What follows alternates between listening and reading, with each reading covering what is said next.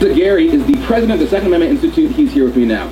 Tyler, good to see you. Well, thanks for having me on, John. So we're being told that the panacea for keeping guns out of the hands of the mentally ill are these miraculous red flag laws that Republicans are getting behind, President Trump is getting behind.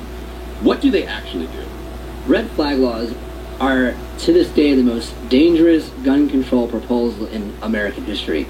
What it allows is for anybody, practically anybody off the street, to go to police, say this person is a threat to himself or society, he's got guns, police go to the court issues what's called an extreme risk protection order, ERPO, red flag law, cops go to the house, knock on the door, we're here to take your guns. So if my neighbor, who might be a liberal, doesn't like the fact that, you know, I maybe walk out of the house with a MAGA hat, or maybe have a Trump sticker somewhere on my car, decides I'm a threat to society, they can go to the police? Absolutely, they can say I feel threatened by John, my neighbor. He's got guns. I don't know what he's going to do. And if you're in a state like California, which I think deserves its own border wall around it, you're done for, because California is so far left with the red flag laws and so lax in regards to police power. You don't stand a chance. So they come, they confiscate your guns, and then the onus is on you to go and prove why you are not a crazy person. Yeah, so now our nation, which is built on, innocent until proven guilty, well, now it's you're guilty until proven innocent. So now your guns are confiscated. 2 weeks later to maybe 6 months later, who knows when, I have to go to the court and prove, beyond a reasonable doubt, that I am not a threat to myself or society.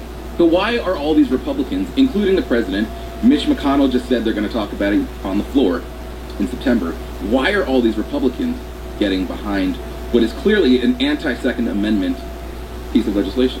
Red flag laws absolutely is the most anti-Second Amendment piece of legislation ever. I think why Republicans are getting behind it, like Mike Turner from Dayton, is because he's feeling pressured by the voters. And look at Dan Crenshaw. Dan Crenshaw came out and said, we have to look at red flag laws, which broke my heart. Dan, I hope you fix that, because that is wrong. But you look at this... Dan's been caving on a lot of stuff recently. He has. The issue is because we have this mass exodus of people leaving from California, New York, going to Texas, where it's a better state, it's better taxes, and now he's got all these, Democrats in his district, and he's, worried about re-election. I'd say any of these Republicans are worried about re-election. Right. I'll tell you what it is. You've got all these people screaming, we have to do something. Something must be done about these mass shootings. And I think at a certain point, the pressure builds up, and these politicians are caving, and they're saying, okay, well, this is something. And on its face, it makes sense, right? We want to keep guns out of the hands of mentally ill people. I think that's reasonable. But aren't there already pieces of legislation on the books that do that? Oh, absolutely. There's more reasons why you can't own a gun than why you can own a gun. I mean, and one of them is for being, checked into a mental hospital either willingly or unwillingly. And now doctors are starting to ask people, too, if you own guns in your house. So there's already, safety nets there to keep the guns out of the hands of mentally ill. But they're not enforcing them.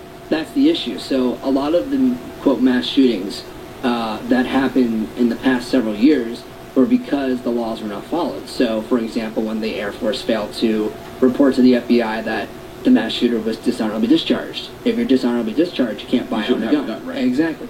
So, but are there any signs either? It's a really slippery slope, because there are no signs that these mass shooters were mentally ill. They weren't, and I don't even know if clinically they would be considered mentally ill. You had the mom of the El Paso shooter who called into the police, said, my son has an AR-15, I don't think he's mature enough to have this gun. But she didn't say he's clinically ill, she didn't say he's been checked into a mental hospital. So I don't know if there's any way that under the red flag laws that they're trying to propose, they would have been able to go in and confiscate his guns for that. Now, obviously, in this instance, that guy should have had his guns taken away, because then he wouldn't have committed the mass shooting. But it's a slippery slope, because you just have people, you have mothers who say, I don't want my kid having a gun. They go to the police and they just say he's immature. If immature is the standard, we're in a lot of trouble. Well, you can't really set a one-size-fits-all. It has to be a case-by-case scenario.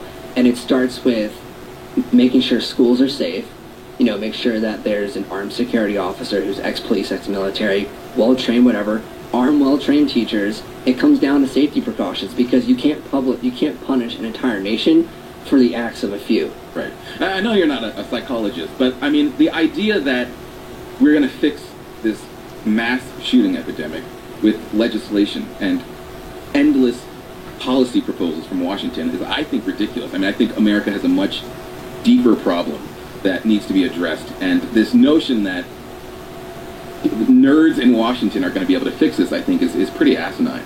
Well, you get, nobody's elected into Congress now. I mean, look, you've got AOC, who was a bartender. What does she know? And she was a bartender after going to college, which is, I mean, I don't know anyone who attended a relatively reputable university and then became a bartender. I mean, she worked at Subway. I hope she gets reelected because she is great for the Republican Party, because she just keeps on saying stupid stuff like Joe Biden. I love it. Yeah, Joe Biden's an idiot. Joe Biden, I was talking about this on Twitter. I don't understand this notion that, even Republicans are like, well, Joe Biden is the responsible, smart, he's a tactful politician, he's deft, he's really quite reasonable. I watch that guy and I'm just like, this guy's an idiot. Well, he did say, if there's an intruder, take a double-barrel shotgun and shoot it through your door. Right. Or go off the balcony. How long ago was it when he said that? Oh, gosh, that must have been 2012, yeah, he's changed since then. 2013. I don't know, but, he's still out there on a different planet. Yeah. I think it's incredible. But I think at a certain point, we have to stop playing the games and we have to acknowledge that the Second Amendment, you read the Second Amendment, it says the right to keep and bear arms shall not be infringed. There is no vagary there. It's the only amendment in our Constitution that says shall not be infringed. Right. And if the Founding Fathers knew what some of these officials, elected officials, are doing today, they'd be turning in their graves. You read the founders, you read what they said about the Second Amendment, you read their rationale behind the Second Amendment, and they're saying that the right to keep and bear arms is one of the most important things that an individual can have. It is absolutely an individual right. So I, at a certain point, don't understand all of this legislation in Washington. I can't carry in D.C. You have to go through this insane amount of... I can make that happen if you want to. We'll have to talk about that after the show. But you have to go through an insane amount of loopholes to even exercise your rights, and I find that to be incredible. Oh, it's disgusting. It's appalling to our Constitution and to what our nation was founded on.